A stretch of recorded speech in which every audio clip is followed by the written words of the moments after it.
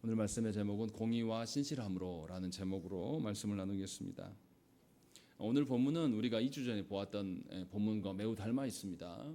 24장에서 사울이 용변을 보려고 굴에 들어갔다가 다윗의 손에 거의 있게 되고, 다윗은 그러나 기름 부은 자를 죽이지 않고 그의 옷깃만 잘랐던 사건을 생각나게 합니다.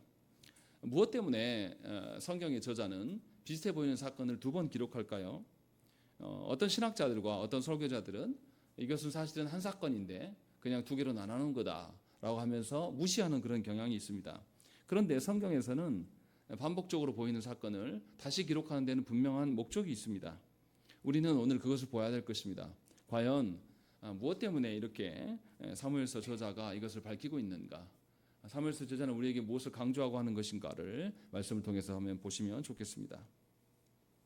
오늘 말씀의 첫 시작이 뭐라고 되어 있냐면 10사람이 기브아에 와서 사울에게 말하여 이르되 라고 되어 있습니다.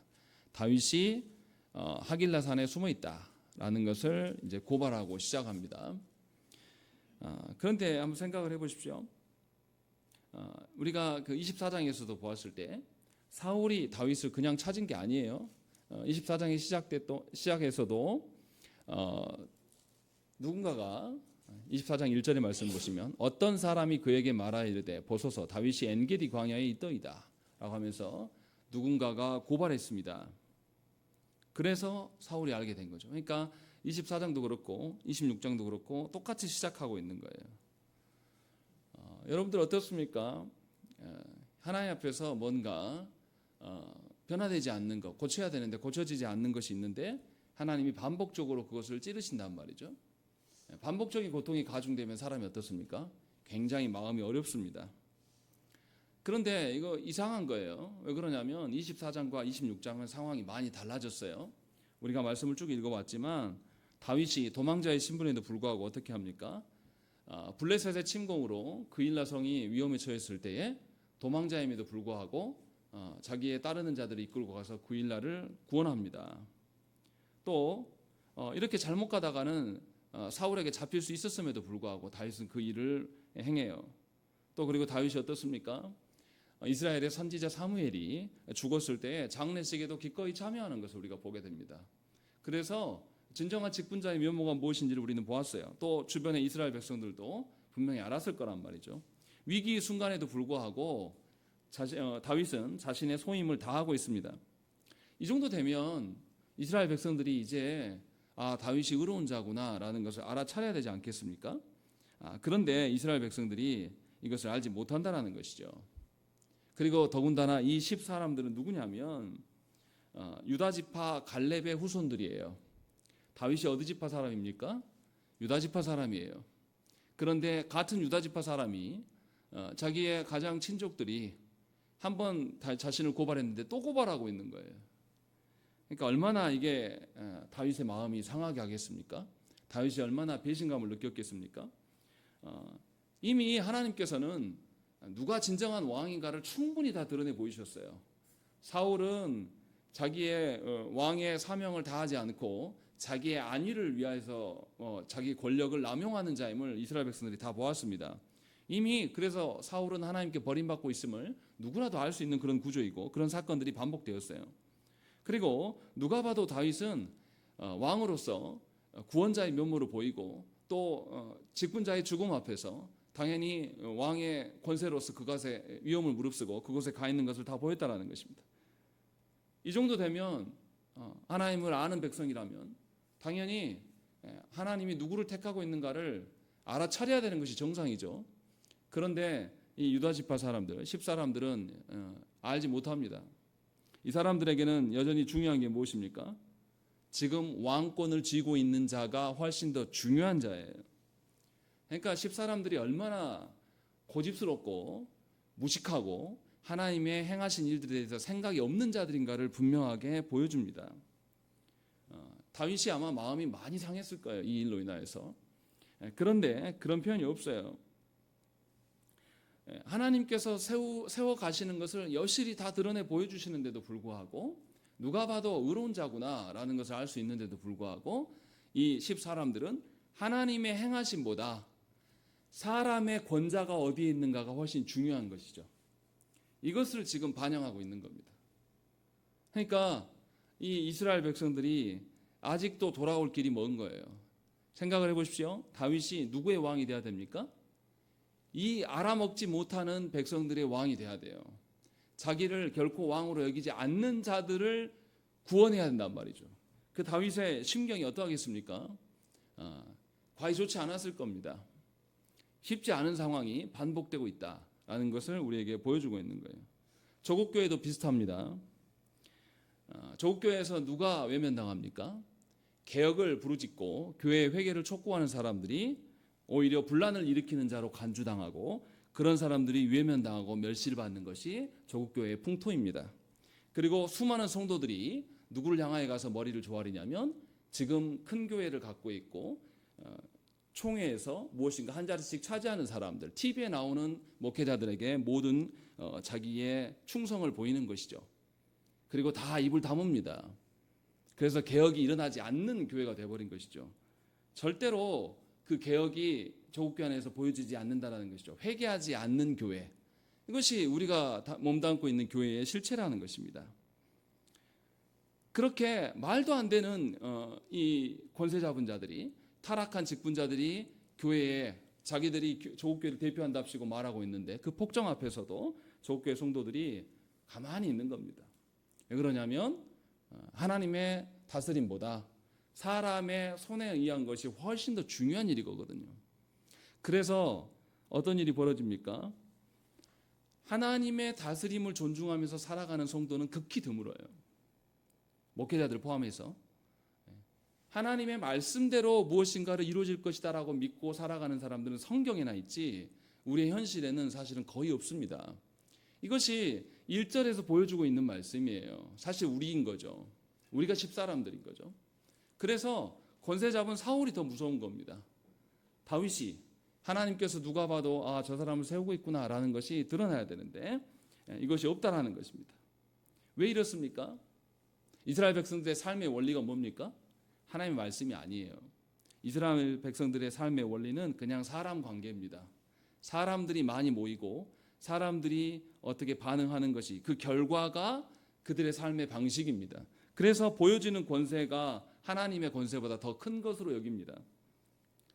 이렇게 형편없는 백성들이 다윗을 왕으로 삼아야 되고 다윗은 그 백성들을 변화시켜서 하나님 나라를 세워가야 될 막중한 책무가 있는 것이죠.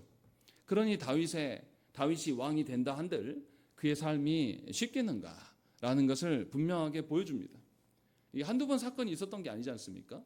충분히 누가 구원자인가를 다 보이셨어요. 그런데도 불구하고 이들은 하나님의 행하심에는 관심이 없어요. 여기서 우리가 뼈아프게 들으셔야 됩니다. 우리가 교회되고 성도되었다라는 것은 하나님의 행하심에 달린 것이지 지금 이 시대에 누가 권세를 잡고 이 시대의 유행이 무엇이고 이 시대에서 별탈 없이 살아가는 그런 것에 달려있는 게 아니라는 것입니다. 하나님께서 세우신 교회의 역사에 남겨지는 기록들은 누가 권세를 잡고 누가 대형교회를 하고 누가 많은 어떤 업적을 이루는가 이런 것을 기록하지 않아요. 하나님의 말씀대로 누가 순종했는가, 하나님의 말씀 앞에서 순종하다가 순교를 당할지언정 누가 하나님의 사람이었는가를 기록하는 것이 교회의 역사예요. 여러분들은 그 역사 가운데 놓여 있는 자들이라는 것입니다. 그 부분을 알고 오늘 본문의 말씀을 봐야 돼요. 그럴 때에 다윗이 무엇을 하고 있는가가 더 잘 보입니다. 분명하게 다윗은 하나님 앞에서 신실하기를 소망했습니다. 그런데 사울은 그러한 생각이 전혀 없음을 처음부터 이야기를 하고 있어요. 이미 사건이 있었지 않습니까? 엔게디 동굴에서 사울이 용변벽으로 들어갔다가 거기에서 다윗이 그를 죽일 수 있었는데 죽이지 않고 옷자락을 보여줬던 사건을 경험한 바가 있어요. 그때 사울이 뭐라고 합니까? 내가 잘못했다. 내가 다시는 너 해하지 않겠다. 그리고 네가 다음 왕이 될 것을 내가 안다 라고까지 이야기를 했습니다. 그런데 오늘 본문을 보세요. 2절에 보시면 그 보고를 받고 사울이 일어나 십광야에서 다윗을 찾으려고 이스라엘에서 택한 사람 3,000명과 함께 십광야로 내려갔다라고 되어 있는 것입니다. 사울이 돌이킨 사람입니까? 돌이키지 않아요. 그리고 더 사무엘서 저자가 더 확실히 보여주는 것은 24장에서도 몇 명을 데리고 갔습니까? 3,000명을 데리고 갔는데 똑같이 하고 있다는 거죠. 사울이 전혀 바뀌지 않았다는 것을 지금 우리에게 보여줍니다. 그러니까 사울은 하나님께서 주신 왕의 직분을 하나님 앞에서 두렵고 떨림으로 수행하는 자가 아닙니다. 그냥 자기의 안위를 자기 손으로 지킬 수 있다라고 생각하는 것이에요. 그런데 사울의 이 시도가 아무런 의미도 없다라는 것을 많이 안 읽어봐도 됩니다. 3절부터 5절만 읽어봐도 사울의 시도가 허망하다라는 것을 금방 보여줍니다. 3절 말씀 보세요. 사울이 광야 앞 하길라 산 길가에 진쳤다라고 되어 있어요. 그런데 누구 이야기가 나오냐면 다윗이 광야에 있더니 사울이 자기를 따라 광야로 들어옴을 알고라고 되어 있습니다. 누가 먼저 알았다라는 것이죠? 사울의 편은 이스라엘 전체가 지금 들러붙어 있어요. 심지어 유다 지파 사람들 중에서도 다윗을 따르지 않아요. 다 사울 편이란 말이에요. 그래서 사울이 다윗을 잡으러 온 겁니다. 그런데 누가 먼저 알아봤습니까? 다윗이 알아보고 있다라고 지금 성경은 다르게 말하고 있는 거죠. 우리는 사람들의 논리로 인하여서 사람들이 알아주는 것, 사람들의 권세가 있는 곳에 진리가 있을 것이라고 그런 큰 착각과 교만한 모습들을 우리는 보입니다. 그러나 하나님은 사람이 많이 모인 곳에 하나님의 뜻이 있다라고 말씀하지 않으세요. 분명하게 사울이 자기 손으로 무엇인가를 지키려고 하고 3,000명이나 되는 군사를 이끌고 와요. 그런데 오히려 다윗이 먼저 알아채고 다윗이 정탐꾼을 그들에게 보냈다라고 기록하고 있어요. 근데 이거 당연한 거 아니겠습니까? 사울이 참 전략에도 무능해요. 어리석어요. 다윗을 잡으려고 광야에 3,000명씩 한번 움직여 보십시오. 그럼 어떻게 했습니까? 지금처럼 도로가 잘라 있는 게 아니에요. 3,000명의 군대가 움직이면 어떤 일이 벌어지겠습니까? 누가 봐도 금방 알 수 있어요. 그렇지 않겠습니까? 정탐꾼을 미리 보내고 이런 지혜도 없어요. 얼마나 사울의 전략이 허접한가. 사울의 마음은 굉장히 성급하고 무엇인가 자기 욕망을 이룰 것처럼 금방 이룰 수 있을 것처럼 그런 태도를 취하지만 실상은 사울은 뭐하고 있냐면 자고 있어요. 그래서 5절에 뭐라고 합니까? 다윗이 일어나 사울이 진친 곳에 이르러 사울과 넬의 아들 군사령관 아브넬이 머무는 것을 본즉 사울이 진영 가운데에 누웠고 백성은 그를 둘러 진쳤더라라고 되어 있습니다. 얼마나 다윗이 가까이 갔으면 누가 자고 있는지도 알아요. 사울도 봤고 그 옆에 아브넬도 본 것이죠. 그만큼 가까이 갔는데 깨어있는 자가 아무도 없다라는 것이죠. 그러니까 이게 얼마나 허망한 이야기입니까? 얼마나 사울의 군대가 눈이 멀어 있는가, 어두워 있는가를 우리에게 보여줍니다. 아무리 자기의 마음이 앞선다 할지라도 하나님께서 그에게 길을 열어주시지 않으면 절대 그 길은 열리지가 않아요.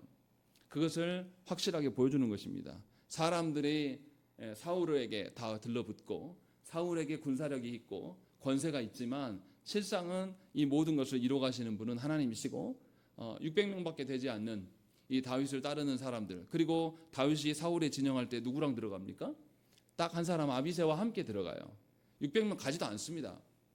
딱 들어가서 그들 곁에까지 간단 말이죠. 이것이 오늘 사건의 흐름으로 딱 보여주는 겁니다. 누가 봐도 판도가 뻔한 것이죠. 그런데 이 사건을 이 일에 대해서 안타까운 것은 이스라엘 백성들은 다윗의 관점에서 보지 않습니다. 여전히 패권을 진 자는 사울이라고 생각을 하는 것이죠.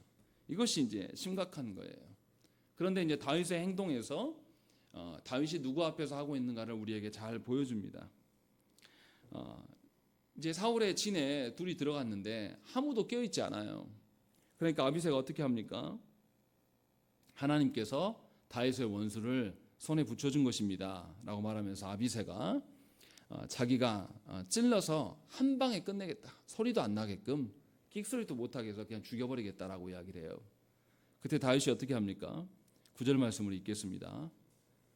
시작.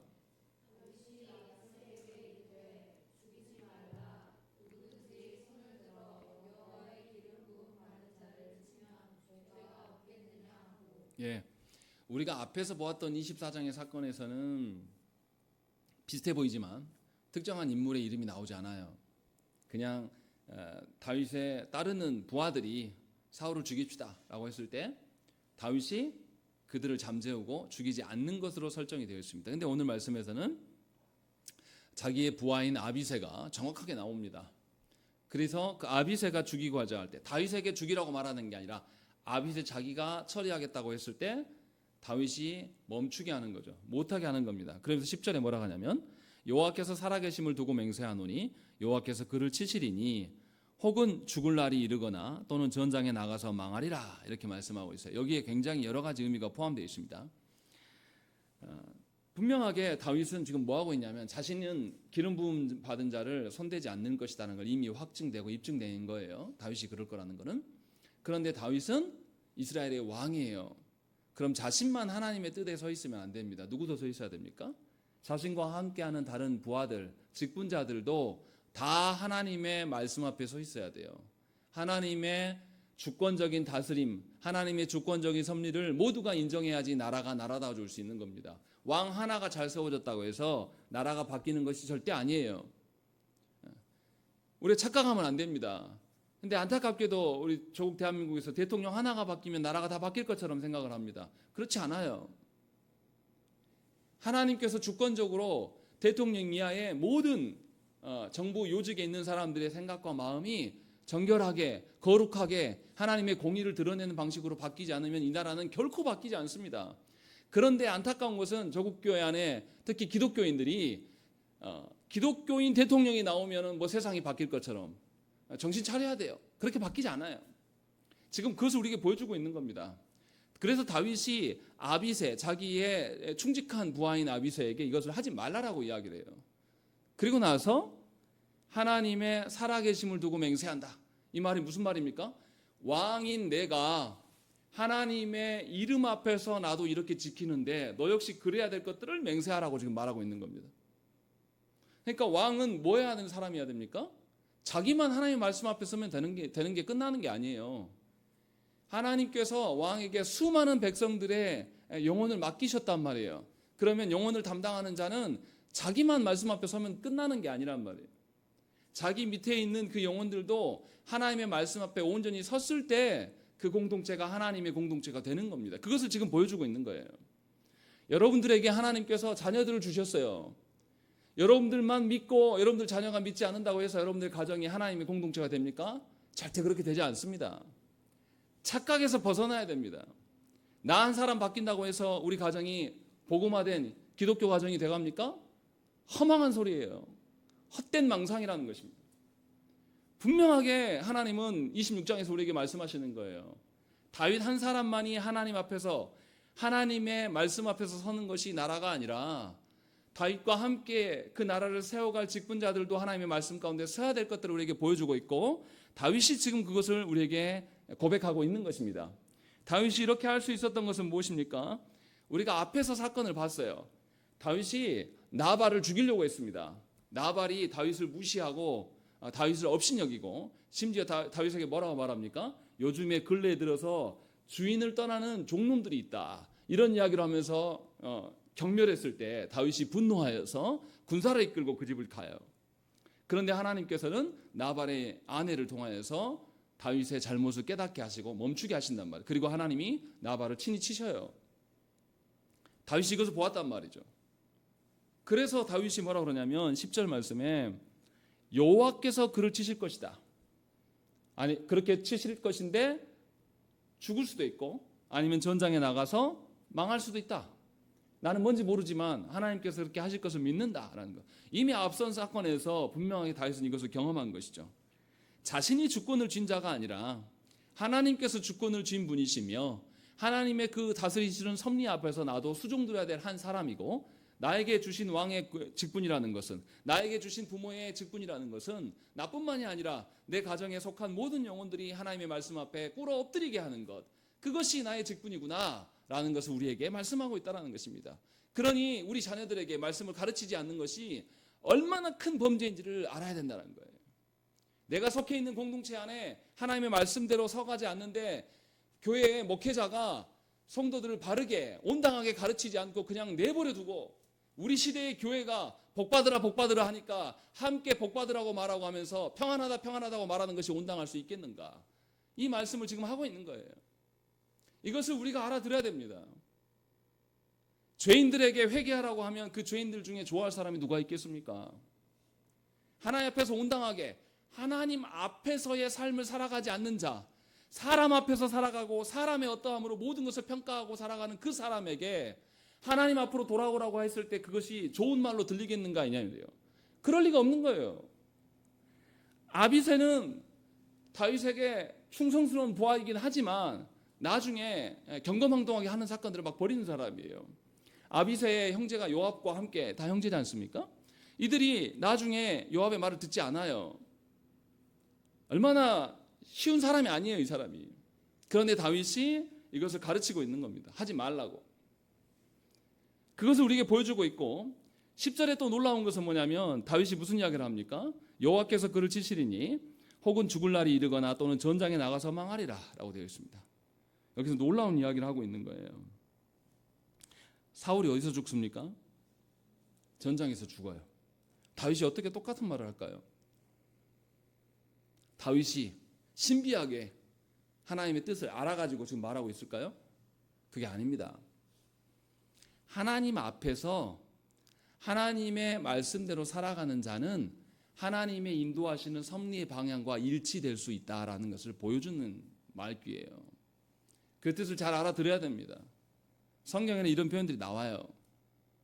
그냥 뭔가 그 사람이 영성이 뛰어나서 그 사람만이 믿음이 탁월해서 뭔가 때려 맞췄다 이런 뉘앙스를 말하는 게 아니라 하나님의 섭리와 하나님의 주권 앞에 그 주권대로 살아간다는 것은 내 뜻대로 사는 것이 아니라 하나님의 말씀을 통하여서 나의 성도됨과 가정됨과 교회됨을 알고 그 뜻대로 맞춰 살아가는 자는 하나님의 다스림과 일치되는 삶을 살 수 있다라는 것을 10절에서 중의적으로 우리에게 보여주고 있는 것입니다. 이게 얼마나 영광스럽고 복된 길입니까? 다윗이 어렴풋하게나마 하나님의 선하신 뜻에 대해서 맡기고 자신의 어떠함도 다 맡기고 자신의 부하들의 생사나 자신들의 처자식까지도 다 맡기면서 하나님의 섭리에 드러낼 때에 진실로 다윗의 고백대로 그것이 이루어집니다. 이것이 하나님께서 우리를 다스리시는 방식이에요. 지금 우리에게 보여주고 있는 겁니다. 얼마나 영광되겠습니까? 하나님께서 다윗이 했던 말들을 주변에서 아비새만 들었겠습니까? 아비새가 듣고 와서 누군가가 전달했을 수도 있고 그것이 기록에까지 남았다는 것은 누군가가 알고 있다는 것이죠. 그리고 실제로 그렇게 되었을 때에 다윗의 권세가 얼마나 더 커지겠습니까? 하나님께서 다윗과 함께하고 계심을 이스라엘 백성들에게 입증되었을 거라는 거죠. 이것을 지금 우리에게 보여줍니다. 그래서 다윗은 지금 자기의 수하에 있는 이 사람도 하나님 나라의 직분자로서 온전하게 설 수 있도록 단속하고 있는 것이에요. 자신만 그렇게 서는 것이 아니라 자신과 함께하는 영혼들이 모두 하나님의 주권에 속한 자들임을 인정하고 그들 또한 하나님의 다스림 안에 들어와라 라고 지금 말씀하고 있는 것이죠. 우리는 인생을 살아가면서 뭔가 위기의 순간이 다가오고 뭔가 우리가 잃어버릴 것 같은 뭔가 나이가 억울한 상황 같은 상황이 닥치면 하나님을 찾지 않아요. 사람들 앞에 서서 내 유익을 계산합니다. 그래서 하나님의 일을 뒤로 밀치는 경우가 허다하게 많습니다.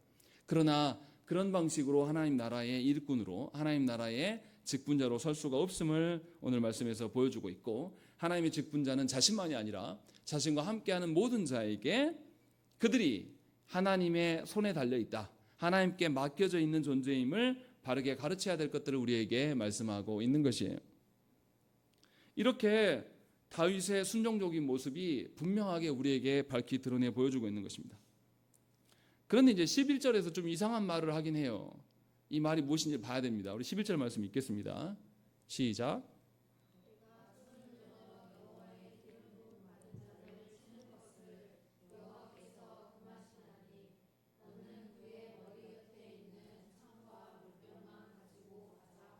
예, 뭐가 이상합니까? 다윗이 사울의 왕됨을 인정합니까? 안 합니까? 인정해요. 그래서 뒤에 보면 17절에 보면 내 아들 다윗아 이것이 네 음성이냐 하는지라 그때 다윗이 뭐라고 답합니까? 내 주 왕이여 내 음성이니이다 이렇게 답해요. 사울을 왕으로 완전히 인정을 합니다. 그런데 11절의 말씀에는 뭐가 이상합니까? 여호와의 기름 부음 받은 자를 치는 것을 여호와께서 금하시나니 라고 되어 있어요. 뭐 치는 것뿐만 아니라 여호와의 기름 부음 받은 자를 기름 부음 받은 자로 인정해야 된다고 말하잖아요, 다윗이. 그런데 뒤에 뭐라고 합니까? 너는 그의 머리 곁에 있는 창과 물병만 가지고 가라라고 이야기를 합니다. 이것은 다윗이 사울을 인정하는 겁니까? 인정하지 않는 겁니까? 인정하지 않는 거죠. 사울의 무기인 창을 가져간단 말이에요. 그리고 광야예요. 광야에서 물병을 가져가요. 광야에서 물이 없으면 어떻습니까? 버티기 힘들단 말이죠. 왕의 물품을 손댄단 말이에요. 이게 부하가 할 수 있는 짓입니까? 할 수 없는 거죠. 왜 이렇게 하냐 이 말이죠. 이것에 대해서 잘 생각을 해봐야 됩니다. 분명히 같은 절에서 여호와의 기름 부음 받은 자를 치는 것을 여호와께서 금하신다.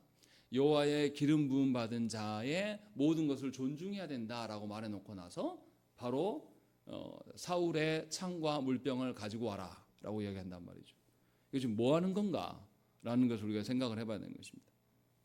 이런 것에 대해서 읽으면서 이상하다라고 느끼셔야 한다는 거죠. 근데 12절에 뭐라고 합니까? 다윗이 사울의 머리 곁에서 창과 물병을 가지고 떠나가되 아무도 보거나 눈치채지 못하고 깨어있는 사람도 없었으니 이는 여호와께서 그들을 깊이 잠들게 하셨으므로 그들이 다 잠들어 있었기 때문이었다라고 되는 것이죠. 다윗이 사울의 창과 물병을 가져가는데 본 사람이 있다 없다? 없고 그들이 못 보게 된 것은 누구 때문이냐? 하나님 때문이다라고 말하는 거예요. 그러면 다윗이 사울의 창과 물병을 가져가는 것이 선한 것입니까? 악한 것입니까? 선한 목적이었음을 분명히 알 수가 있는 거예요. 금방 알 수가 있는 거죠. 뭔가 목적을 이루기 위해서 다윗이 지금 가져가고 있다라는 것을 우리는 알아들어야 됩니다. 분명하게 다윗이 지금 오늘 여호와의 기름 부음 받은 자를 존중하고 있는 것은 갑작스럽게 즉흥적으로 존중한 것이 아니에요. 다윗이 사울을 살려준 것은 전부터 갖고 있었던 마음이고 그것을 존중하고 있다는 것을 분명하게 지금 보여주고 있는 거죠. 그러니까 다윗이 지금 하나님을 향한 신뢰함은 갑자기 이곳에서 생긴 게 아니라 이미 전부터 갖고 있었고 그래서 하나님께 모든 것을 맡기고 있는 것. 그래서 맡기는 선상에서 지금 창과 물병을 가져가고 있다는 것을 우리가 힌트를 알아채야 한다는 것입니다. 그것이 지금 나타나고 있어요. 그래서 다윗이 이제 나갑니다. 진영을 떠나고 나서 13절에 건너편으로 가서 멀리 산 꼭대기에 서니 거리가 멀다. 충분히 떨어지고 난 다음에 다윗이 누구를 부릅니까? 아브넬을 불러요. 사울을 부르지 않습니다. 아브넬을 불러요. 왜 아브넬을 불렀을까요? 사울이 왕으로 군림하고 있는데 실제적인 권력의 정점이 아브넬에게 있었기 때문에 아브넬을 불렀을까요? 이것을 한번 생각을 해봐야 되죠. 만약에 그렇다면 다윗은 누구를 무시한 겁니까? 사울을 무시한 꼴이 되는 거예요. 그런데 앞에서도 밝혔잖아요. 다윗이 사울을 무시합니까? 무시하지 않습니까? 절대로 무시하지 않아요. 분명하게 온전하게 사울의 왕권을 인정합니다. 그러면 다윗이 왜 아브넬을 불렀습니까? 그 답이 나와요. 바로 나옵니다. 15절 말씀을 읽겠습니다. 시작.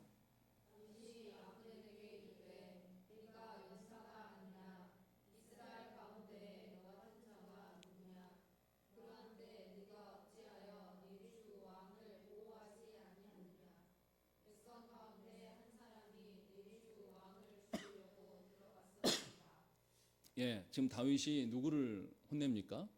아브넬을 혼내요. 왜 아브넬을 혼냅니까? 다윗이 지금 사울의 왕됨과 이스라엘의 그 하나님 나라됨에 대해서 인정을 합니까? 인정하지 않습니까? 인정을 하고 있어요. 아무리 왕이 타락하고 사람들이 보기에 형편없는 왕이라고 할지라도 하나님께서 아직 폐위시키지 않았으면 이스라엘의 왕입니다. 그러면 그 밑에 있는 아브넬은 이 왕을 보호해야 될 책무가 있는 자예요. 아브넬이 그런데 어떻게 하고 있었습니까? 5절에서 우리도 보았지만 사울 옆에 뭐 하고 있었어요? 들어 누워 자고 있었다라고 이야기를 하고 있는 겁니다. 그럼 아브넬이 정말로 사울을 왕으로 존중한 겁니까? 아니면 만만하게 본 겁니까? 깨어있는 군사라면 어떻게 잠잡니까? 최소한 자기도 함께 잠들려면 보초라도 세워놨어야 될 정상이지 않습니까? 근데 이런 게 전혀 없다라는 거예요 지금. 그러니까 아브넬이 자기 직임을 다 하고 있지 않다고 지금 다윗이 말하고 있는 겁니다. 왜냐하면 아브넬이 사울을 지키는 자야 되는 것이 자기의 직분이에요. 그런데 자기 직분의 역할을 하고 있지 않기 때문에 분명하게 다윗이 이것을 꾸중하고 있어요. 이것은 누구를 향해 했던 말과 똑같은 겁니까? 자기 수하에 있는 아비새에게도 하나님 앞에서 온전히 서야 될 것들을 가르쳤던 것, 훈육했던 것을 누구에게도 하고 있는 겁니까? 아브넬에게도 지금 하고 있는 거예요. 왜냐하면 자신을 포함하여서 온 이스라엘은 어떤 나라이기 때문에, 하나님의 언약 백성으로서 하나님의 나라이기 때문에 모든 구성원들이 하나님의 온전한 직분자로 서 있어야 될 체계가 있어요. 다윗은 이것을 알고 있고 지금 자신과 상대방의 적수로 서 있지만 분명하게 하나님 나라의 일원으로 보기 때문에 그가 온전히 서야 될 것들을 책망하고 있는 겁니다. 이것이 다윗의 훌륭한 점이에요. 이것이 다윗의 놀라운 점이라는 것입니다. 자신과 같은 편이 아니기 때문에 저들이 직무유기하고 저들이 온전하게 자신의 역할을 하지 않으면 누구에게 좋습니까? 다윗 자신에게 더 이로울 일이에요. 사울의 군사들이 사울을 무시하고 업신여기면 업신여기실수록 인간적인 생각으로는 훨씬 좋습니다. 그런데 생각을 해보십시오. 왕에 대해서 그렇게 무시했던 그들이 새로운 왕을 하나님이 세우셨을 때에 그들이 충성되게 그렇게 나아가겠습니까? 아니요. 만만하게 보는 겁니다. 아무것도 아니야. 제가 조국 교회 안에서 일어난 일들 중에 아프게 생각하는 것은 뭐냐면, 교회 안에서 직분자들이 다툼과 분쟁이 일어납니다. 다툼과 분쟁이 일어나면 아무리 다투고 언쟁이 일어나도 지켜야 될 선이 있는 거예요. 그런데 교회 안에 직분자들끼리 다툼이 일어나면 선을 넘어버리는 겁니다. 지키지도 못할 말들을 막 떠벌리면서, 그래서 양쪽에서 뭐냐면 하나님을 두려워하지 않는 그런 막장까지 하는 경우를 저는 수없이 많이 봤어요. 그런 사람들이 다시금 목회자가 바뀌었다고 해서 온전하게 자기 직분의 자리로 돌아올 것 같습니까? 절대 돌아오지 않아요. 목사와 싸웠던 장로는 앞으로도 계속 목사를 우습게 여기는 것이고, 목사와 싸웠던 또 장로들과 싸웠던 목사는 또 장로들을 업신여기는, 하나님께서 우리를 직분자로 하나님 교회로 세우셨다는 것은 서로를 하나님의 소유로, 하나님의 형상으로 봐야 될 것들에 대한 분명한 이유가 있고 그거에 대한 질서가 있는 거예요. 그런데 그러한 태도가 아브넬에게 없는 겁니다. 그래서 왕이 잠들었기에 같이 자고 있는 거예요. 실제로 아브넬이 어떻습니까? 아브넬이 14절에 답을 이상하게 말해요. 우리 14절 말씀을 읽겠습니다. 시작.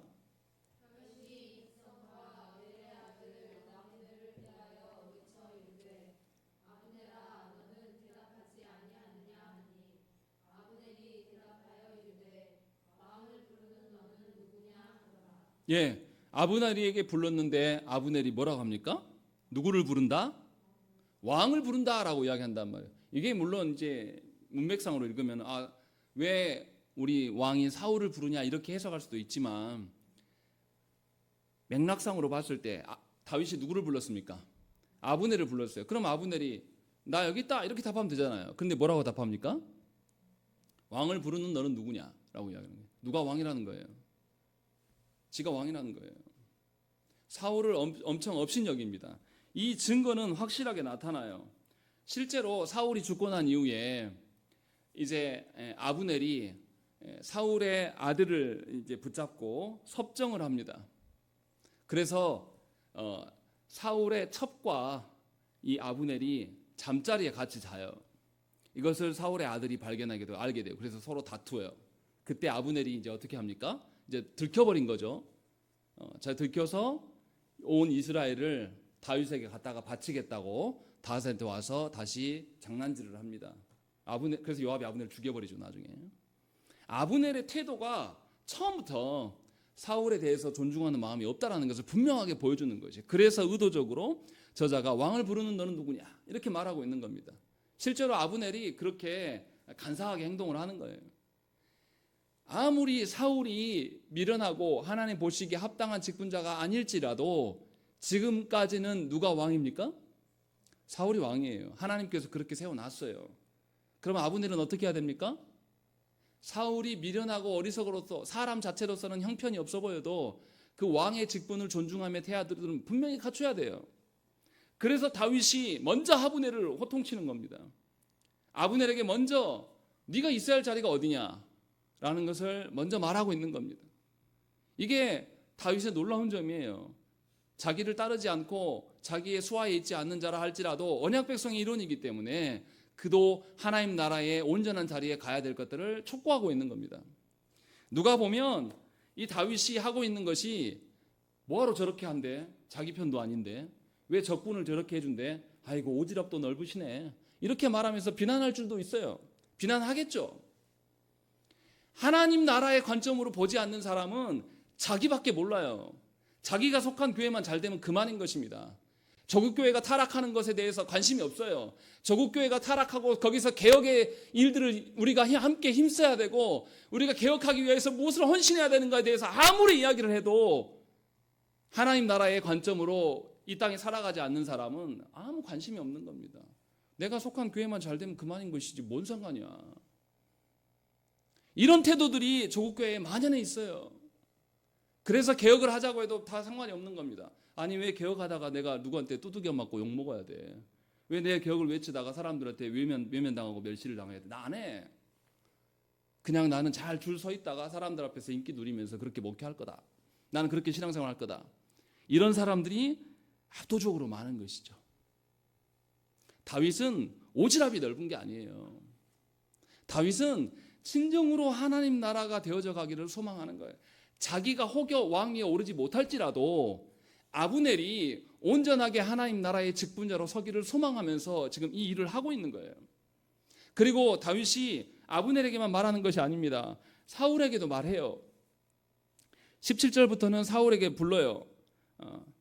내 주 왕이여 내 음성이니다 하고 18절에 또 이르되 내 주는 어찌하여 주의 종을 쫓으시나이까? 내가 무엇을 하였으며 내 손에 무슨 악이 있나이까? 하면서 이것은 자기의 개인적인 원한에 대해서 말하고 있는 것이 아닙니다.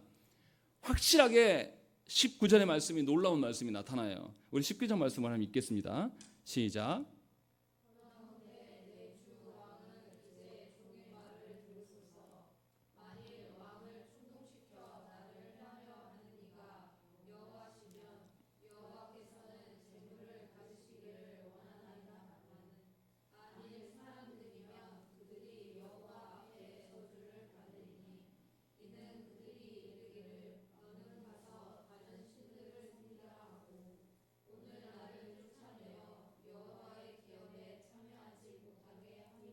예, 19절의 말씀이 굉장히 중요한 이야기를 두 가지로 합니다.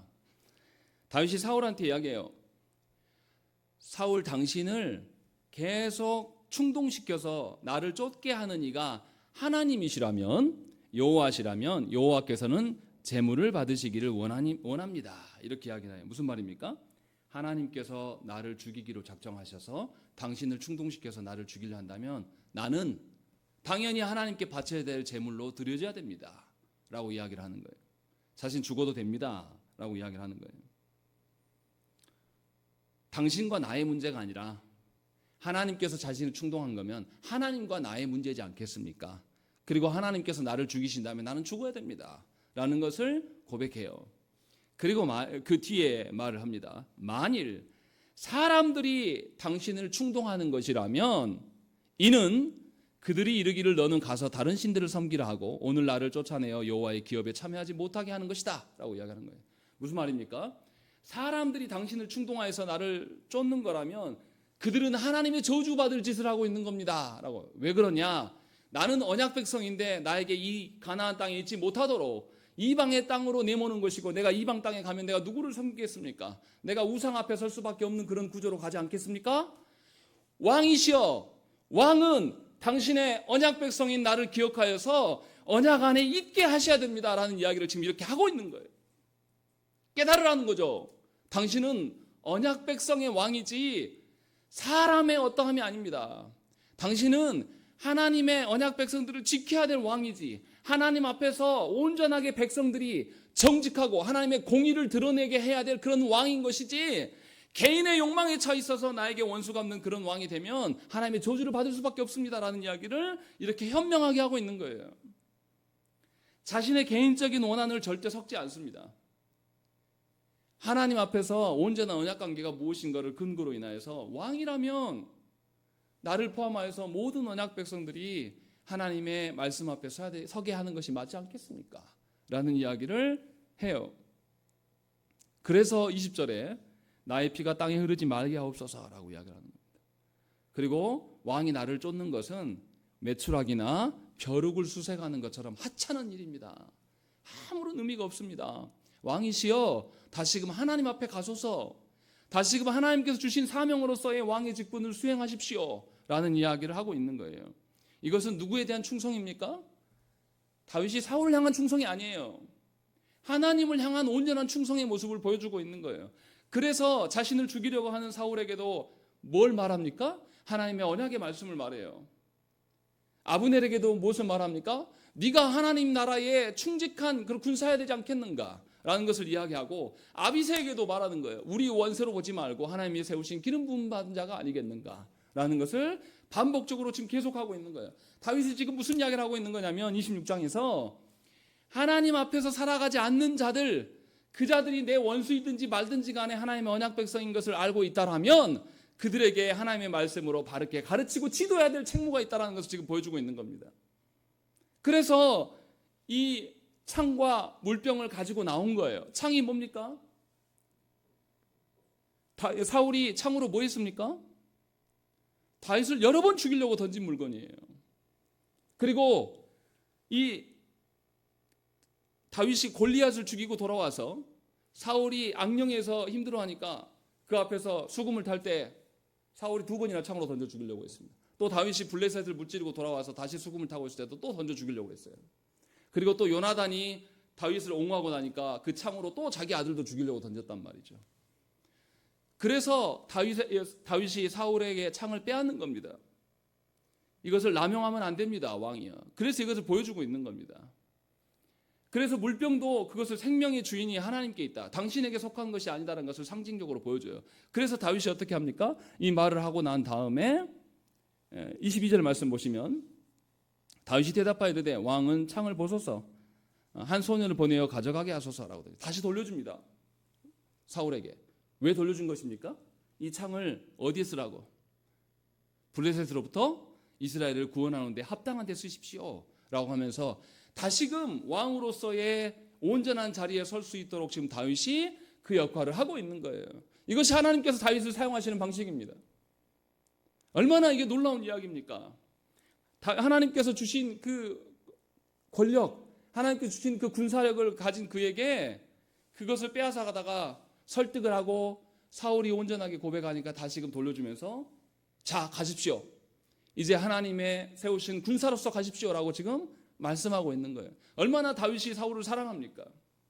사울은 다윗을 계속 죽이려 하고 멸시하고 계속 미워하는데 이 다윗은 얼마나 그를 사랑합니까?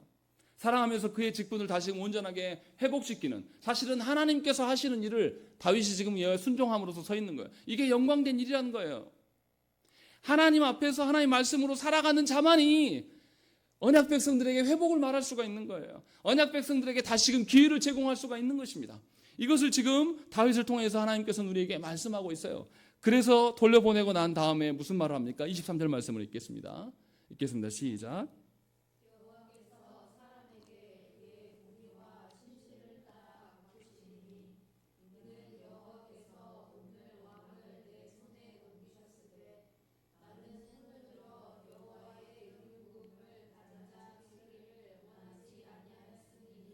예, 분명하게 이야기하는 거예요. 돌려주면서 무슨 이야기합니까? 여호와께서 사람에게 그의 공의와 신실을 따라 갚으실 것이다 라고 말씀하고 있는 거예요. 무슨 말씀입니까?